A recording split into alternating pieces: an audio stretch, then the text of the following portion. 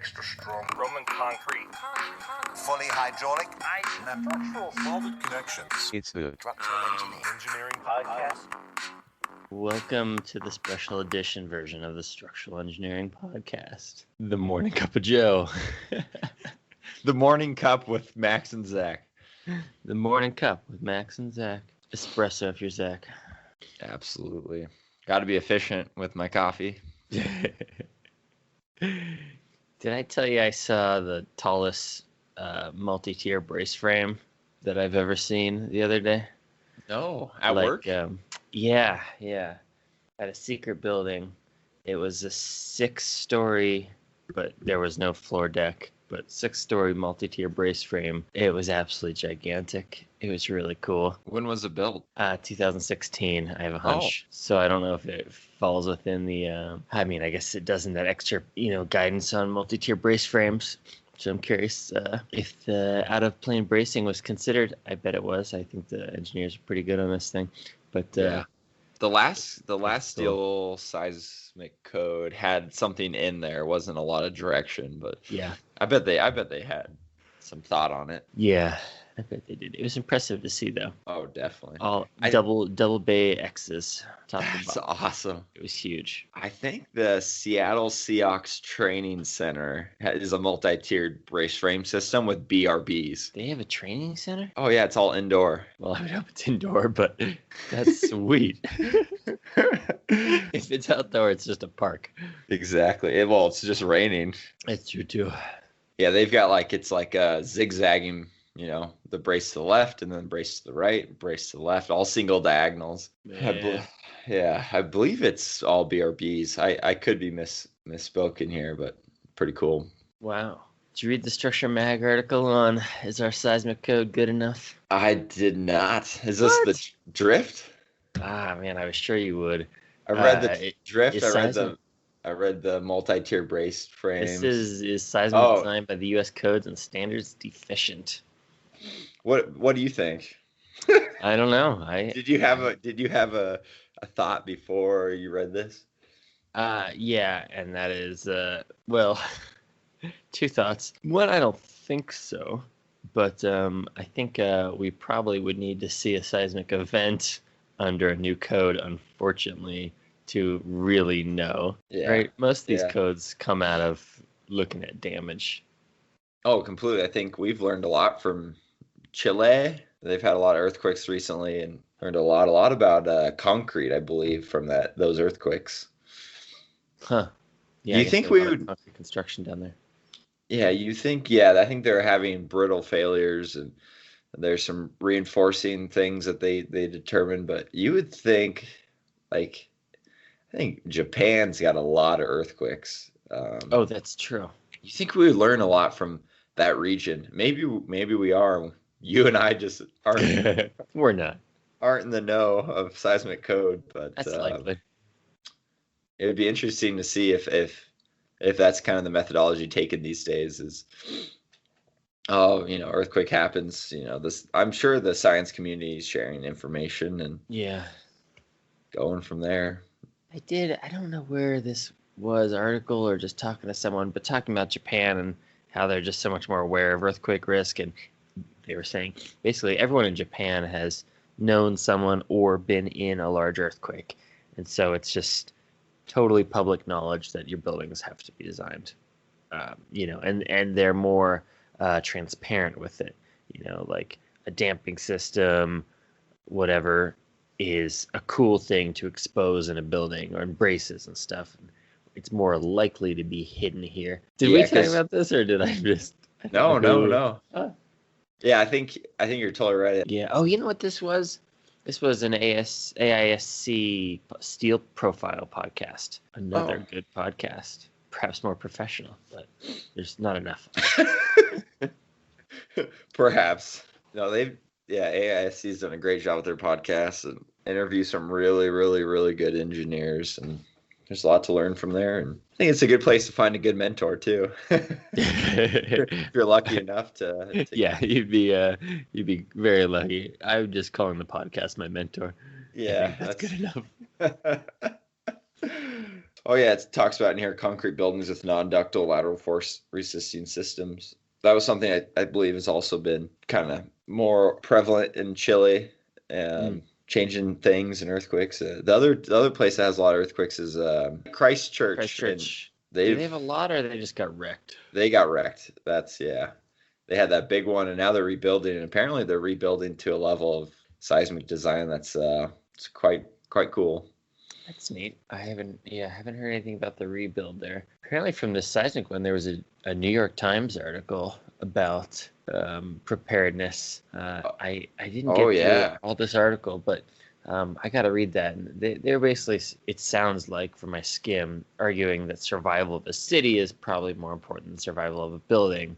Which kind of ties to the whole resiliency thing of a city, yeah, where the people are the asset of the city, obviously, but it's not every house that needs to survive. right. It's like, does the water turn off? Is there power? Is transportation still reasonable? So the New York Times article, I believe the one they're talking about is one that came out a few years ago, and it pretty much added fear to everyone's mind that lived in a seismic zone. Nice, I'm good. I'm not sure. It doesn't sound like you're totally familiar with the article. I Mm-mm. was working in Washington and Oregon when this article came out. This is like right after I graduated college, I believe. And we started getting phone calls like no other. It scared Wow, people significantly. I mean, I would say a couple calls a day from people with houses wanting their house evaluated and retrofitted that's crazy. Were you for doing months and months retrofits at and the time? months. Of commercial structures, not of Yeah. houses, but um, just constantly getting calls. The firm was about people getting their houses evaluated and retrofit. And it was just crazy that it was all easily linked to this New York Times article that Yeah. just caused so much fear in people. It was definitely a big article in all seismic regions that caused so much fear to strike into people. And It's wild. I think some of it's relevant. The big thing in that region is attaching your house to your foundation. Uh, It's so good to do. I think around the same time, Simpson came out with a methodology or provisions in their catalog to attach your The whole house strap. foundations. You Yeah, just sure. wrap around the whole thing, top to bottom. Yeah, Yeah. exactly. So, Interesting. I know. So Salt Lake has this cool thing called Fix the Bricks, and there's a map of your city, and so I can go in and look at my house, and it'll say it's green, red, or yellow, and it gives a probability of it falling down roughly, and you can apply for a grant if you have a masonry home, like structural masonry. For up to 75% of a seismic retrofit. So I don't know how wow. many grants they're handing out. It sounds like not a ton, but it's pretty cool that they're providing this tool. I'm not sure where they're gathering the information to say your level of risk. I think it's, the county assessors, whatever they say your building construction is, and then they give you how close you are to a fault line and some other things. Right. So your house being built in the late 1800s, 1896. is your foundation rock and mortar? My foundation is loose rock, but what I learned from this report, most importantly, is that I'm going to be in a landslide, so Oh, it doesn't matter. In fact, it might be better if my foundation comes loose, my house rolls downhill a little bit, because yeah. I'll be out of the way of the Huh. landslide. That's interesting. Well, Yeah. what's the best way to evacuate from that? Do you need to like strap a boat to your roof? Well, there's no way to leave, but luckily the chance of landslide is only 20%, which sounds huge. Yeah. What? Yeah. Yeah. That- And That's huge.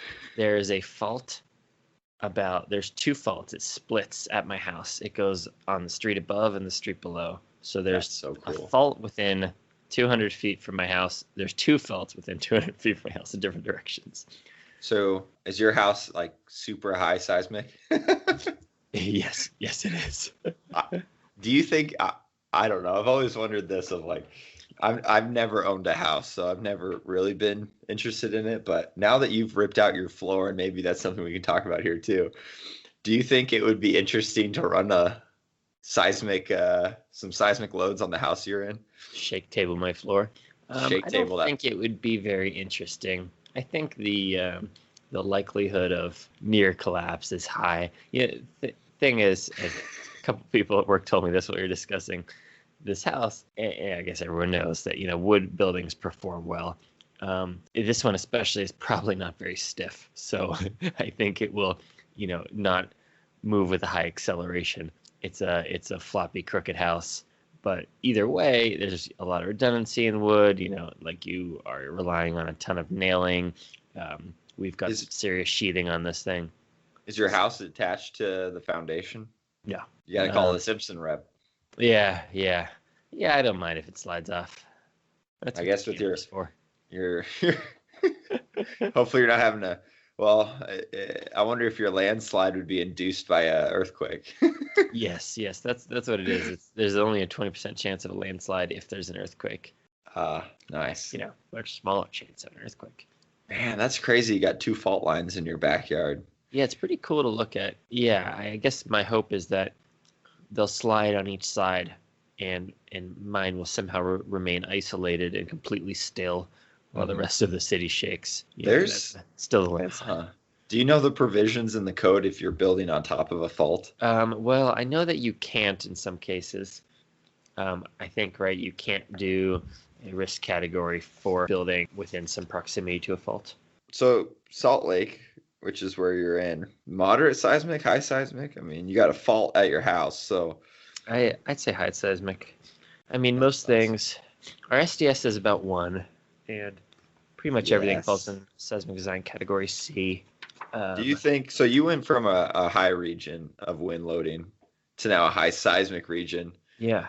Maybe lower wind loading, I'm guessing. Seismic is controlling everything. It's comparable, but it's but it doesn't control. It's I think 115 to 130, but no one even knows or talks about it. How much more exciting is it to design in seismic than wind? It's pretty cool, I think. Yes. I miss it so much.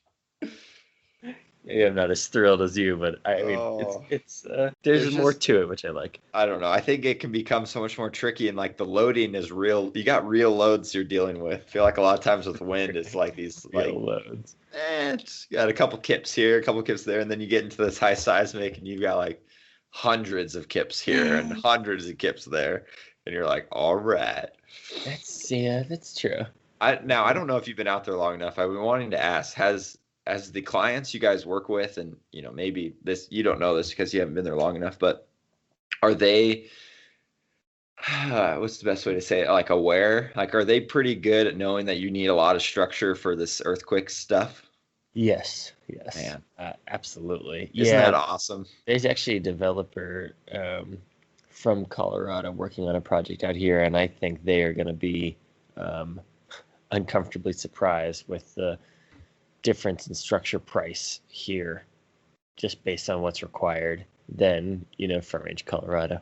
It's very close, but very different. Oh yeah, I remember when I got out to Colorado, I was trying to lay out buildings as if they were in high seismic, and wow, was that an eye opener?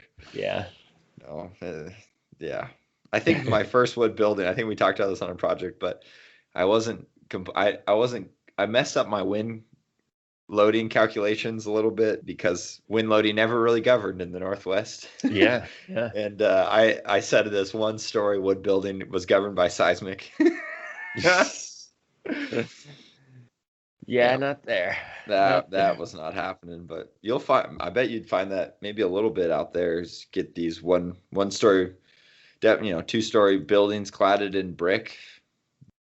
This would be seismic easily controlled. I think from what I found, everything is. Yeah, I think wind seems to almost be treated as Colorado treats seismic as like, if it's a really exceptionally, for us, heavy building, maybe we'll check. Or if it's here a really exceptionally light and broad building, maybe worth a check. But I mean, right? Yeah. It's the seismic force is 5 times what it is in Colorado, right? SDS is 0.2 there.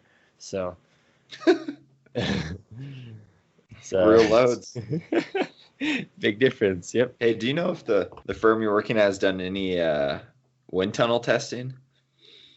They have not, to my understanding. Okay. But Wouldn't that be fun? I think that'd be really cool. Once you work on their next skyscraper, maybe you'll get the opportunity to do some of that. Yeah. This is just our kind of morning coffee talk. We're just chatting and stuff, but something I was thinking about leading up to this, and I'm sure people are going to have comments on how we should do this better within structural engineering. This is just a question I had. What would you say is your like goal? Like, do you have a specific structure as a goal? A specific? Ooh. Now you're in high seismic. Is that something you want to stick to? Do you want to be a principal of a firm? I guess is there certain projects you want to work on the rest of your career? I don't know what's some like structural engineering goals you have. I think I'd like to do at least one sort of marquee structure where people sort of recognize it as something different. The firm I'm with has done many of them, which is helpful. But, a building where if you would just talk to someone down the road and you say, oh, this building here, they're like, wow, that's a pretty cool building. Not just, oh, a new office building. Yeah, I work in an office. Yeah. I think that's probably the most specific one. And with where you're at now, that's probably a short-term goal. Yeah. You'll probably get to work on one of those sooner than later. Exactly, yeah. From a lower level goal, I think, is I like to be able to bring in enough projects to pay my own salary. As like I have very few clients. That's not our role essentially, but I have one who typically pays enough to pay my salary. I like that as like in my head as a baseline. Job security. That's right. I like that goal. Yeah. Those are two good ones. Yeah. What do you got? Well, I think you can guess mine. I really want to get back to high seismic. Yeah, I want to. I don't know. To me, I want to be challenged as to the limit of being challenged. So, I don't know. The interviewing with Taylor. Very windy. Yeah, but wind doesn't have their own books on ductility. Steel building, there's a whole book just for earthquakes. Well, they're still working on the wind one, that's why. Yeah, they're working on the wind one, totally. But I think I don't know, seismic engineering is such on a kind of a leading edge of all, of testing and research and all that kind of stuff, and things you have to really think through. Like I discussed once with a PM I was working under about brace frames and the brace itself, and we're just doing special concentric brace frame. Mm-hmm.